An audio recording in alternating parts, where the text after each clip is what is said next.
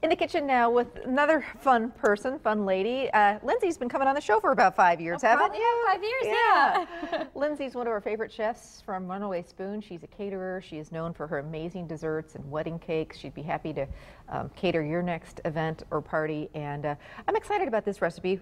We gave her a challenge. Her recipes had to be, you know, just 5 ingredients. And I know for you chef types, that's not always easy. It's a little bit challenging, but still, so I went with my favorite food. So it's like, what do I like to eat? And what do you cook at home, exactly, right? Yeah. So quinoa is a really great, it's actual seed. Yeah, tell us all about it, because we've heard about it, we've seen it in magazines.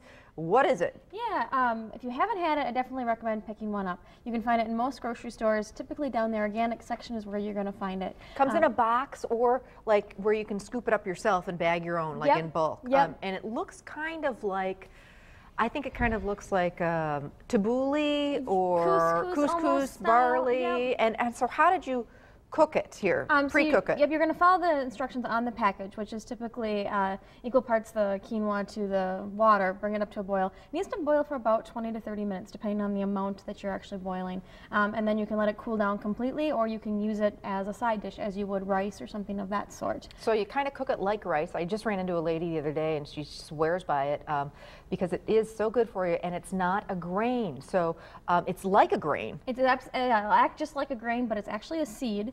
And there's just a tremendous amount of fiber, protein, calcium, B vitamins. So it's really good if you're a vegetarian to be able to get some of those things in there, or if you're just looking to change that side starch into something a little bit better. Quinoa is a really easy, stable grain seed to use. Gluten-free, it's cheap, it's nothing, you know, like it used to be hard to find. It's not hard to find. It's not. Yeah, I know, I just saw it at Festival last week, so I'm excited to experiment with it and do some more things with it. And it is gluten-free, so if you ever have a guest that's coming to your house and you don't know what to make, this is a really good way to do it. They have quinoa flour out there and quinoa cereals, things like that, that are all gluten-free, that all have a really great nutty kind of flavor to them. So this also looks like a really nice fall side dish. It's got some great fall colors, perfect with grilled chicken or grilled pork chops.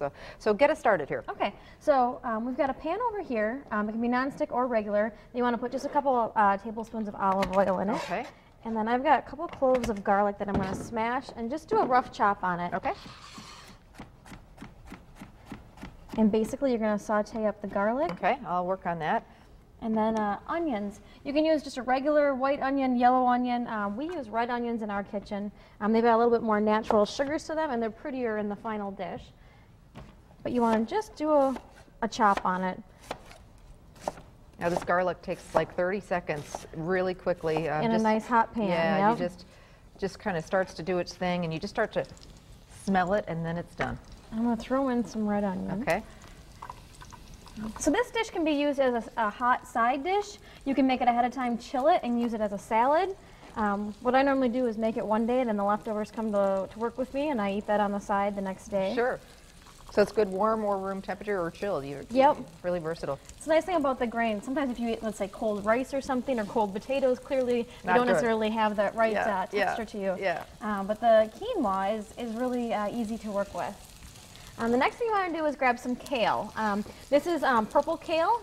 Pretty. It gets in white. You can get it in green as well. So if it doesn't look like this in the grocery store, this one came from our garden, the purple kale. And what you want to make sure is that the stem in the center is a little bit too chewy, so you want just the leaves. Okay. And you're looking for maybe about 3 cups or so. Kale does cook down quite a bit when you start to actually work with it. It's like spinach. All of a sudden you think you've got a ton of it and it disappears. Yep. But that's another thing that is so good for you. And you know, we should all be eating more of it, but just how do you try and figure out how do you get it into things? Yep. It's great in soups. That's just it. You know, you just got to play around with it. Saute up a little bit with just some olive oil. Again, the few things we've got here. It's a good substitute, and it's a really good side dish. And collard greens tend to get a little bitter, but kale's not bitter at all. So. Okay, good to know. And I'm just doing a rough chop on here because it does break down quite a bit.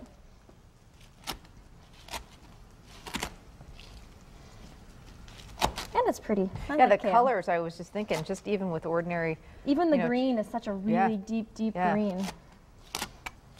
All right, so you want about 3 cups or so. That's about a head of kale. Okay, get it right in here. Throw it on in there.